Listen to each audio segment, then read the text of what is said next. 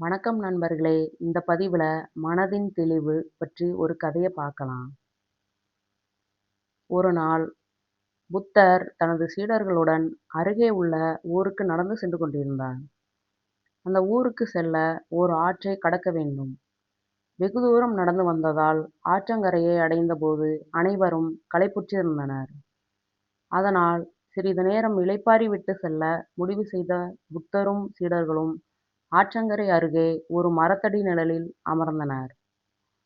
அப்போது புத்தர் தனக்கு மிகவும் தாகமாக இருப்பதாகவும், ஆற்றிலிருந்து தண்ணீர் எடுத்து வரும்படியும் ஒரு சீடரை அனுப்பி வைத்தார்.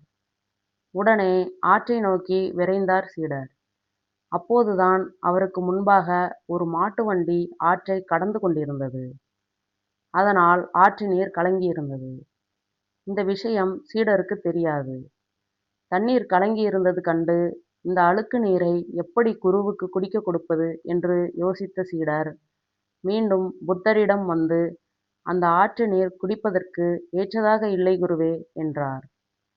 இல்லை இல்லை, அது அப்படி இருக்காது.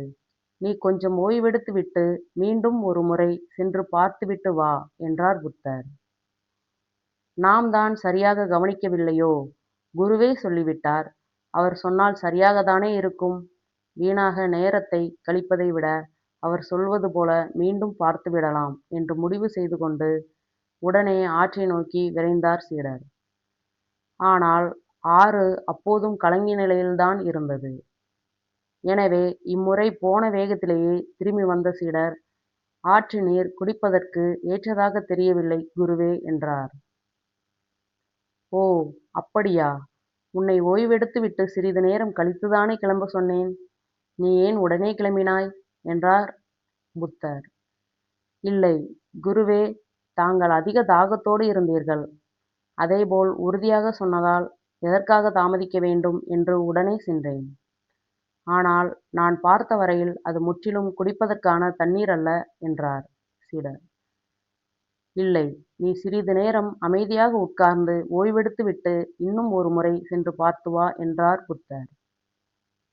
குருவிற்கு நம்மீது நம்பிக்கையில்லை போலும். சரி, அவருக்காக ஒரு தடவை போய்தான் பார்த்துவிட்டு வருவோமே என்று அந்த சீடர் நினைத்து கொண்டார். சிறிது நேரம் கடந்த பின்பு கிளம்பி சென்ற சீடர் இந்த முறை ஆற்று நீர் தெளிவாக இருந்ததைக் கண்டார். மிகவும் மகிழ்ச்சியடைந்த சீடர் தண்ணீரை எடுத்துக்கொண்டு புத்தரிடம் திரும்பினார். கொண்டு வந்த தண்ணீரை புத்தரிடம் கொடுத்தார். அவரும் குடித்து முடித்தார். பின் மெதுவாக அந்த சீடர், குருவே, ஒரு சிறிய சந்தேகம் கேட்கலாமா என்று பணிந்து கேட்டார். நிச்சயமாக கேள் என்றார் புத்தர். அழுக்கான ஆற்று நீர் எப்படி மிகவும் நன்றாகவும் தெளிவாகவும் மாறியது? இது மந்திரத்தை நானும் கற்றுக்கொள்ளலாமா குருவே என்று கேட்டார். சிறிய புன்னகையுடன் புத்தர், அப்படி ஒன்றும் மாயாஜாலம் எதுவும் நிகழ்த்தப்படவில்லை என்று கூறியவர் தொடர்ந்து சீடருக்கு அது பற்றி விளக்கத் துவங்கினார். நீ தண்ணீர் கொண்டு வருவதற்காக ஆற்றுக்கு செல்வதற்கு முன்பு ஒரு மாட்டு வண்டி ஆற்றை கடந்து சென்றிருந்தது. அதனால்தான் ஆற்று நீர் கலங்கிவிட்டது. மேலும் நான் தண்ணீர் கேட்டபோது எனக்கு விரைவில் தண்ணீர் கொண்டு வர வேண்டும் என்பதற்காக நீ பதற்றத்துடன் சென்றதால் உன்னால் ஆற்று நீர் கலங்கியிருப்பதற்கான காரணத்தை புரிந்து கொள்ள முடியவில்லை. கலங்கிய நீரை போன்றதுதான் மனமும்.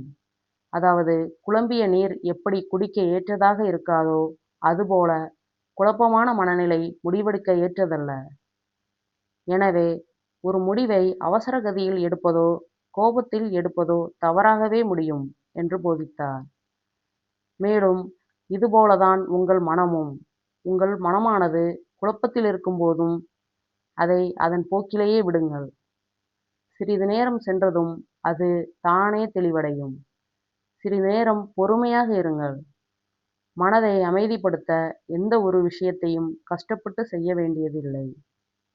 அது தானாக அமைதியடையும். பின்னர் எடுக்கும் முடிவே சரியாக இருக்கும். பொறுமையே மனதினை பக்குவப்படுத்தும் என்றார். இதையே பிரார்த்தனைகளை விட மிக உயர்ந்தது பொறுமைதான் என்ற புத்தரின் புகழ்பெற்ற பொன்மொழியும் உணர்த்துகிறது. இந்த கதை உங்களுக்கு பிடிச்சிருந்துச்சுன்னா சப்ஸ்கிரைப் பண்ணுங்க, லைக் பண்ணுங்க. நன்றி நண்பர்களே! இன்னொரு கதையில நாம சந்திக்கலாம்.